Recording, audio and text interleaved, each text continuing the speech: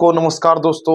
जैसा कि आपको पता है कि अभी भारत में ठंड का मौसम चल रहा है, तो हम प्रत्येक रोज एक वीडियो आप लोगों के लिए लाने का प्रयास कर रहे हैं। तो आप लोग मन लगाकर पढ़ाई कीजिए और हम भी कर रहे हैं। तो चलिए आज हम पढ़ेंगे वीवीआई टॉपिक, जो कि है क्रांति से रिलेटेड। क्योंकि ये स्टैटिक जीके है, ये कभी बदलता नहीं है, फिक्स है, ठीक है, इसमें टेंशन लेना नहीं है। और ये मात्र ओनली 12-13 को ही क्रांति है, जो कि एग्जाम में पूछ ही देता है। तो ऐसा ना हो कि एग्जाम में इतना हल्का क्वेश्चन छूट जाए।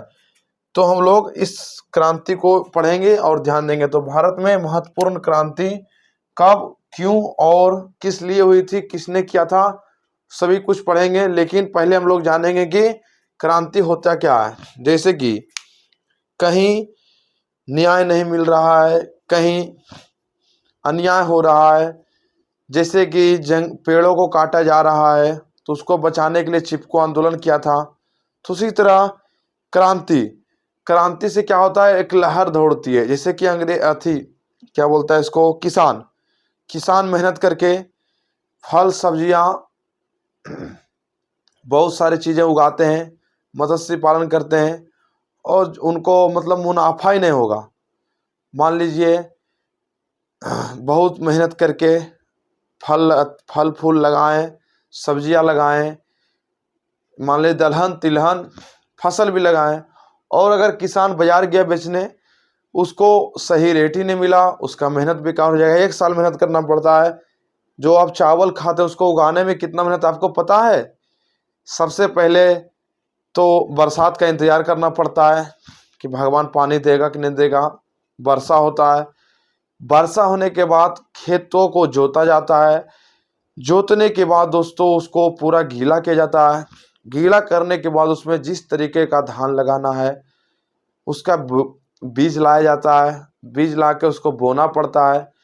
बीज को बोने के बाद आप लोग 20-21 दिन इंतजार करना पड़ता है। 21 दिन इंतजार करने के बाद उसको गांव में लोग मोरी कहते हैं। इतना इतना धान का जो पौधा जन्म लेता है। उसके बाद उस पौधे को छोड़ा जाता है 1 महीना, मतलब 20-30वां दिन उसको फिर उखाड़ा जाता है। वहाँ से उखाड़ के उसको जहाँ जहाँ जिसका खेत वहाँ पर ले जाया जाता है।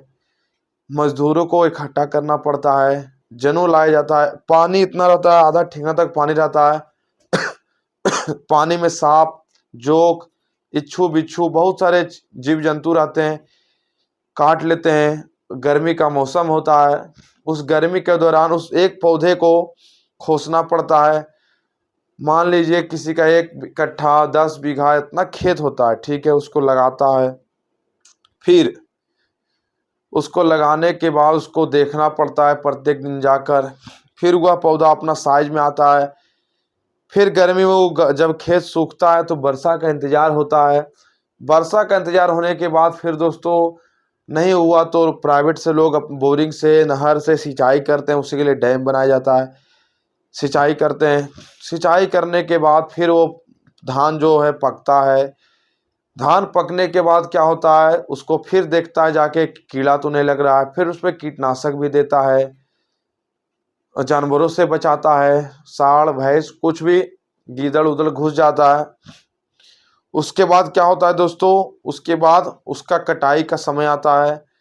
कटाई के लिए फिर मजदूरी खोजनी पड़ती है, उनको पैसा दिया जाता है, कटता है। कटने के बाद उसको पुआल, निवारी इसको बोलते हैं हम लोग, निवारी बनता है। निवारी बनने के बाद उसको माथा पर उठा के ढोना पड़ता है।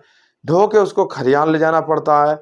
खरियान ले जाने के बाद उसको कोई पीटता है, कोई झाड़ता है, जिसके पास पैसा है सब अपने लेवल में जो जो है। उसके बाद जब धान वो निकलता है, फिर उसको जिसको मन है कि रखने का रखता है, नहीं तो डायरेक्ट वहाँ से भेज देता है। फिर क्या करता है, घर लाता है। घर लाकर बड़ा चूल्हा बनाता है। चूल्हा बनाने के बाद फिर उसको इसोरता है, भापता है। एक बड़ा नाद में फूलने देता है। फूलने के बाद उसको भापता है। भापने के बाद उसको सुखाता है। सुखाने के बाद उसको मिल में कुटाता है। कुटाने के बाद उसको चुनता है, उसमें कंकड़ पत्थर, काला चावल, तब जाके आपको खाने को मिलता है। इतना प्रोसेस है चावल में, सोचिए दोस्तों।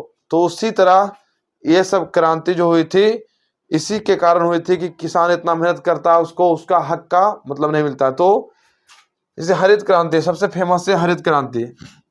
हरित क्रांति अनाज उत्पादन से अनाज में वृद्धि कम गई थी दोस्तों, जिससे भूखमरी और मतलब अकाल पड़ने के साधन मतलब समस्या होने लगी थी, इसलिए हरित क्रांति हुई थी। हरित क्रांति से अनाज के उत्पादन में वृद्धि हुई, बहुत सारा वृद्धि हुई दोस्तों। सरकार भी सुना, तो समय पर खाद उनको उत्पन्न कराया, बीज उत्पन्न कराया, व्यवस्था किया। उसके बाद दोस्तों है श्वेत क्रांति। श्वेत क्रांति किससे संबंधित है? दूध उत्पादन से संबंधित है। नीली क्रांति, नीला क्या होता है? समुंदर। तो नीली क्रांति से याद रखिए मत्स्य उत्पादन से है। भूरी क्रांति दोस्तों उर्वरक से उत्पादन से है। रजत क्रांति दोस्तों अंडा उत्पादन से है। पीली क्रांति तिलहन से है, पीला मतलब तिलहन याद रखिएगा। कृष्ण क्रांति पेट्रोलियम से है। लाल क्रांति, इसको थोड़ा दोस्तों भूल के लिखना, तो लाल क्रांति दोस्तों है टमाटर और मांस से है। लाल मतलब टमाटर होता है, क्या होता है? टमाटर और मांस से, ठीक है। उसके बाद चलते हैं गुलाबी क्रांति। जिस झींगा मछली आप लोग जानते हैं, इचना या झींगा बोला जाता है, छोटा छोटा एकदम होता है, उसका मोछ रहता है 2 गो, तो इस मछली से है गुलाबी क्रांति। बादामी क्रांति पर्यावरण को बचाने से संबंधित है, कॉफी उत्पादन से है।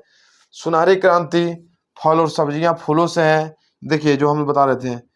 गोल क्रांति आलू उत्पादन से, आलू गोल होता है। संपूर्ण क्रांति ये तो आदमी के लिए होता है, जयप्रकाश नारायण ने इन्होंने किया था। तो ये भी क्रांति और इनके जनक हैं विदेश में और भारत में, ये भी है अगले टॉपिक में पढ़ेंगे। एक दिन आपको काफ़ी ज़्यादा हो जाएगा। तो आज के वीडियो दोस्तों इतना ही, फिर मिलते हैं एक नए वीडियो के साथ। जय हिंद, जय भारत।